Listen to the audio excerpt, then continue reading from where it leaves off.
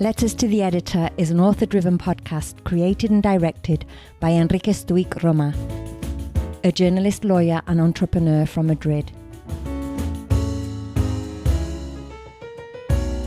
Enrique holds a Guinness World Record for his letters to the editor and has had 10,000 letters published in 70 Spanish newspapers.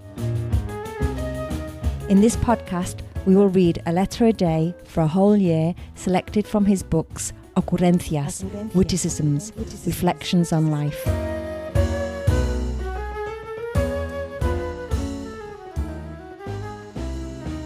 The title of today's letter is Playing the Fool Doesn't Work. Depending on the circumstances, you can choose to take a stand or not, to speak up or to stay silent. But pretending you don't realise what's going on doesn't help at all, because people may well be likely to ignore you as if you didn't exist, which is almost worse.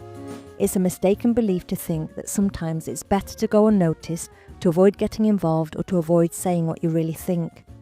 But it really does seem wiser to say what you think, but only after having carefully considered what you're going to say so as not to put your foot in it.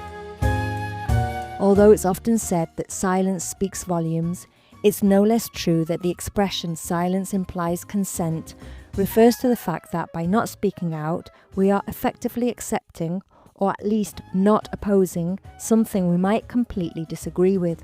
Although sometimes we may not know how to act, it's always better to say, "I'm here I am," than to remain silent, because by doing the latter, people might take you for a fool, and on top of that, it won't fool anybody.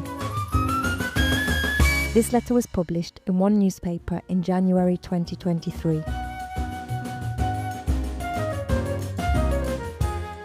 Discover more episodes at letterstotheeditor.com and remember to subscribe and rate the podcast on your favourite platform.